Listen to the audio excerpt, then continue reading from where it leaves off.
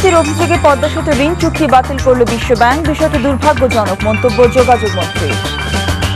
বিশ্বব্যাংকের সিদ্ধান্ত দাতা গোষ্ঠীর সহায়তার ক্ষেত্রে নেতিবাচক প্রভাবের আশঙ্কা অর্থনীতিবিদদের, জাতির জন্য কলঙ্ক বলছে বিএনপি।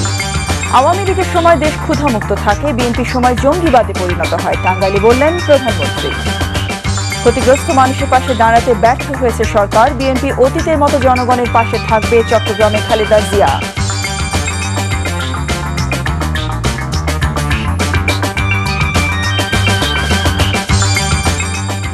আসসালামু আলাইকুম, আমি জসিন্তা জিনিয়া, স্বাগত জানাচ্ছি এনটিভি সন্ধ্যার খবরে।